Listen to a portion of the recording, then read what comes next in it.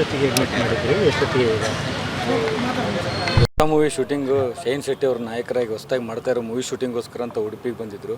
ಸುಮಾರು 2-3 ದಿವಸ ಹಿಂದೆಯೇ ಬಂದಿದ್ದರು. ಲಾಸ್ಟ್ ಟೈಮ್ ಅವ್ರಿಗೆ ಹಾರ್ಟ್ ಅಟ್ಯಾಕ್ ಆಗಿತ್ತು ಫಸ್ಟ್ ಟೈಮು, ಬಟ್ ಈ ಸಲ ಸೆಕೆಂಡ್ ಟೈಮ್ ಹಾರ್ಟ್ ಅಟ್ಯಾಕ್ ಆದಾಗ ಅವರನ್ನು ಉಳಿಸ್ಕೊಳ್ಳಿಲ್ಲ. ಇಡೀ ಚಿತ್ರತಂಡ ಸಿಕ್ಕಾಪಟ್ಟೆ ಪ್ರಯತ್ನಪಟ್ಟು ನಿನ್ನೆ ನೈಟ್ ಆದಾಗೆಲ್ಲ ಅವ್ರನ್ನ ಇಲ್ಲಿ ಹಾಸ್ಪಿಟ್ಲಿಗೆ ಕರ್ಕೊಂಬಂದು ಟ್ರೀಟ್ಮೆಂಟ್ ಕೊಡಿಸೋ ಪ್ರಯತ್ನ ಪಟ್ಟರು, ಬಟ್ ಆಗಲಿಲ್ಲ. ಇವಾಗ ಸಾಯಂಕಾಲ ಒಂದು 6 ಗಂಟೆಗೆ ತೀರ್ಕೊಂಡಿದ್ದಾರೆ. ನಮ್ಮನ್ನೆಲ್ಲ ಅಗಲಿದ್ದಾರೆ. ನಮ್ಮ ಕನ್ನಡದ ಕಲಾಭಿಮಾನಿಗಳನ್ನು ಕೂಡ ಅಗಲಿದ್ದಾರೆ. ಅವ್ರನ್ನೆಲ್ಲ ನಾವು ತುಂಬ ಮಿಸ್ ಮಾಡ್ಕೋತಾ ಇದ್ದೀವಿ. ಐ ಮಿಸ್ ಯು ಪಪ್ಪ. ನಿರ್ಭೀತ, ನಿಷ್ಪಕ್ಷಪಾತ, ವಿಶ್ವಾಸಾರ್ಹ ಸುದ್ದಿಗಳಿಗೆ ಮತ್ತೊಂದು ಹೆಸರಾಗಿರುವ News18 ಕನ್ನಡ ಈಗ ಆಪ್ನಲ್ಲೂ ಲಭ್ಯವಿದೆ. ದಯವಿಟ್ಟು ಇಲ್ಲಿರುವ QR ಕೋಡ್ ಅನ್ನು ಸ್ಕ್ಯಾನ್ ಮಾಡಿಕೊಂಡು ಆಪ್ ಡೌನ್ಲೋಡ್ ಮಾಡೋದಕ್ಕೆ ಮರಿಬೇಡಿ. ನಿಮ್ಮ ಬೆಂಬಲ ಹೀಗೆ ಸದಾ ನಮ್ಮೊಂದಿಗಿರಲಿ. ಧನ್ಯವಾದ. ಲಾಸ್ಟ್ ಟೈಮ್ ಸಲ ಆಗಿತ್ತು ಸರ್. ಜಯದೇವಲ್ಲಿ ನಾವು ಟ್ರೀಟ್ಮೆಂಟ್ ಕೊಡಿಸಿದ್ವಿ.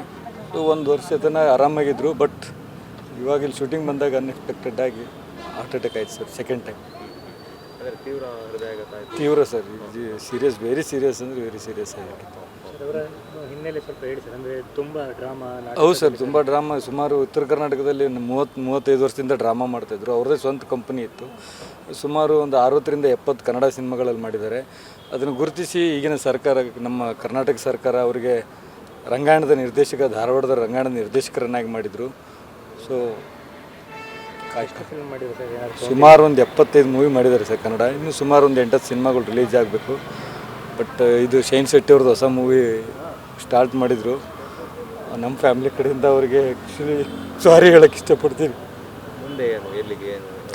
ಮುಂದೆ ಸರ್ ಧಾರವಾಡ ರಂಗಾಯಣಕ್ಕೆ ಹೋಗ್ಬೇಕು ಅನ್ನೋ ಪ್ಲ್ಯಾನ್ ಇದೆ. ಸೊ ನೆಕ್ಸ್ಟ್ ಅಲ್ಲಿಂದ ಮತ್ತು ಅವರು ಇಷ್ಟಪಡುವಂಥ ಪ್ಲೇಸ್ ಅಂದರೆ ಅವ್ರ ತೋಟ, ಅವ್ರ ಕಲ್ಯಾಣ ಮಂಟಪ. ಸೊ ಬಿಜಾಪುರ ಜಿಲ್ಲೆ ಸಿಂದಗಿ ತಾಲೂಕರ ಚಿಕ್ಕ ಸಿಂದಗಿ ಅಂತ. ಸೊ ನಾಳೆ ನಾವು ಅಲ್ಲಿ ಅಂತ್ಯಕ್ರಿಯೆ ಮಾಡ್ತೀವಿ ಸರ್. ಮೊದಲು ಧಾರವಾಡ ಹೋಗ್ತೀವಿ ಸರ್, ಯಾಕಂದ್ರೆ ಬಿಕಾಸ್ ನೈಟ್ ತೊಗೊಂಡು ಹೋಗ್ತೀವಿ ಸರ್. ಧಾರವಾಡ ಹೋಗಿ ರಂಗಾಯಣದಲ್ಲಿ ಇಟ್ಟು ಅಲ್ಲಿ ಎಲ್ಲ ಅವ್ರಿಗೇನು ಸರ್ಕಾರದ ವತಿಯಿಂದ ಏನು ಗೌರವ ಸಲ್ಲಿಸ್ತಾರೋ ಅದು ಮುಗಿಸ್ಕೊಂಡು ನೆಕ್ಸ್ಟ್ ನಾವು ಚಿಕ್ಕ ಸಿಂದಗಿ ಅವ್ರ ಫೇವ್ರೆಟ್ ಪ್ಲೇಸ್ ಸರ್ ಅದು. ಅವ್ರು ಯಾವಾಗಲೂ ಆ ತೋಟದಲ್ಲಿ ಇರಬೇಕು ಅನ್ನೋ ಆಸೆ ಇರ್ತಿತ್ತು. ಸೊ ಅಲ್ಲಿಟ್ಟು ಎಲ್ಲ ಸಾರ್ವಜನಿಕರಿಗೆ ನಾವು ಅಲ್ಲೇ ವ್ಯವಸ್ಥೆ ಮಾಡ್ತಾಯಿದ್ವಿ. ಚಿಕ್ಕ ಸಿಂದಗಿಗೆ ಅಂದರೆ ಅವ್ರ ತೋಟ, ಫಾರ್ಮ್ ಹೌಸು.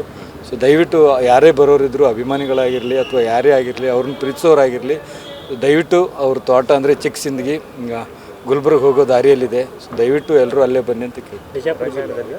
ಆ ರಂಗಾಯಣದಲ್ಲಿ ನಾಳೆ ಅಥವಾ ಏನು ಟೈಮಿಂಗ್ ನೋಡಿಕೊಂಡು ಆದಷ್ಟು ಬೇಗ ನಾನು ನಿಮ್ಗೆ ಹೇಳ್ತೀನಿ ಸರ್.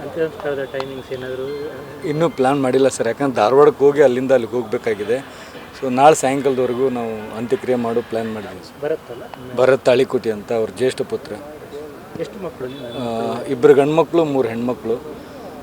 ಇಡೀ ನಮ್ಮ ಕುಟುಂಬನ ಅಗಲಿ ಹೋಗಿದ್ದಾರೆ.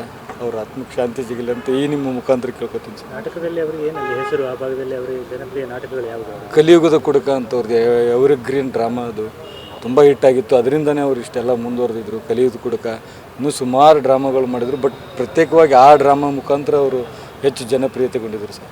ಫ್ಯಾಮಿಲಿ ಬಹಳ ಅನ್ಯೋನ್ಯತೆ. ಎಸ್ ಸರ್, ಇಬ್ಬರು ವೈಫು, ನಮ್ಮ ಮಮ್ಮಿ, ನಮ್ಮ ಚಿಕ್ಕಮ್ಮ.